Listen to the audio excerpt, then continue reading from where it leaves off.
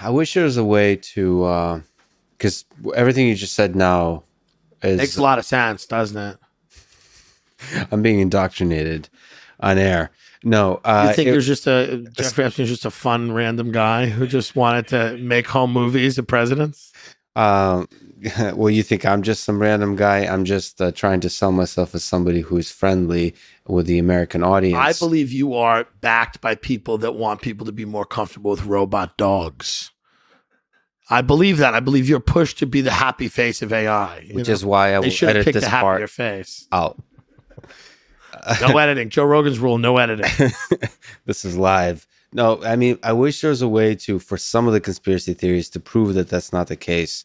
Like what the CIA is, there is some possibility in my mind that institutions like the CIA and different kind of organizations are driven less by organized malevolence and more by just incompetence, just bureaucracy being incompetent. I think that argument gets less and less persuasive when you look at all the things they've been able to do. Right. It's very certain, just like Yeah. you said, that there's a bunch of them that have done there's some conspiracy theories that are dramatic and true.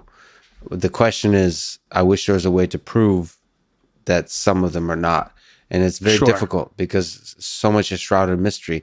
Like one of the things I'm bothered by is when people accuse other like athletes of using steroids, for example. Right. And it's just, yes, a lot of people use steroids, but it sucks that people just don't believe you. There's some incredible athletes that look shredded, that look just incredible performers, and everybody just says that they're on steroids. They kind of assume. Yeah. And people accuse me all the time of being on performance enhancing drugs and steroids. And it is hard. But what I remind them is what my appearance is a result of dedication. It's hard work, diet, exercise, dedication. Are you on keto? I'm on keto. I'm doing a version of keto. You're keto, right? Yeah. So I'm doing a version of keto right now with bread. And do you see what I mean? You carb up in order to be keto with sugar. It's called keto plus sugar. Yeah. And it's a good diet for, I grew up in the 90s when nobody ever lost weight, sadly, because every diet was like, you can eat what you want, just be accountable. No one even knew what that meant. So it would be like my mother being like, if you have chocolate chip pancakes, have a glass of water. Yeah. Just take a walk around the block. Yeah. You can go to McDonald's 3 times a day. Just walk around the block. It's what my parents used to say. Like my mother would be like, just walk around the block. You're fine. Gonna have a cigarette? Walk 20 steps. Walk 20 steps back. It's exercise.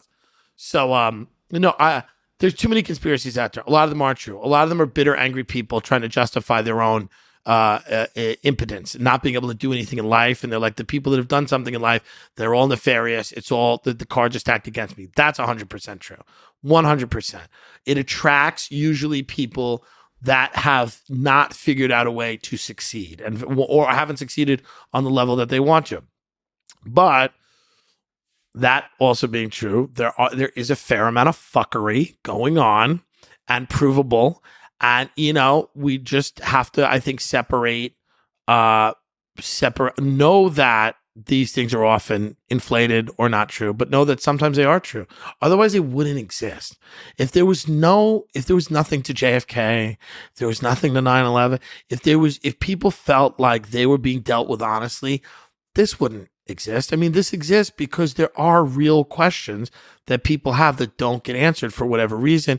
And then the vacuum of the refusal to answer those questions, that information vacuum is filled with people like Alex Jones who are curious, and sometimes they're right and sometimes they're horribly wrong. Yeah. And sometimes they're all over the place. They're good storytellers and people love stories. And when there's an absence of actual... Alex is a uniquely American person, like very interesting. I don't know how many countries, like how many people make a living as a conspiracy theorist, a good living in other countries, right? It's very rare, right? I mean, it's very interesting. And he became I know people that knew him when he was a kid because I go to Austin and perform a lot. And, he was a guy that would take a bullhorn and yell at cops because he thought DWI checkpoints were unconstitutional. That's what he was doing in college. And he just went through, he was hated by the right. He was hated by the Bush people. He was hated by and he went from being this guy that was considered like a leftist even. Like, even though he was never a leftist, he was considered this enemy of mainstream conservatism. Like he was not, and like you considered a guy that wasn't a patriot, wasn't this, wasn't that. And he just like he whines and whines and ends up just being this confidant of a Republican president, a very divisive Republican president, and he becomes this populist and everything like that. It's really wild to watch that. But I mean, I do think he should retire eventually, just so we could get some. I don't know. It seems like it's a lot to keep doing. Well, I hope this world allows for Alex Jones to continue having a voice because, just like you said, he's you use the word fun, but really he shakes up the norms of our discourse. I do too. I do think we need to put more value. I think entertainment, we do need to say that like there are people that should be allowed to have a voice for entertainment purposes. Right. And that's part of what Donald Trump, now that he's not the president, come on. Let him talk.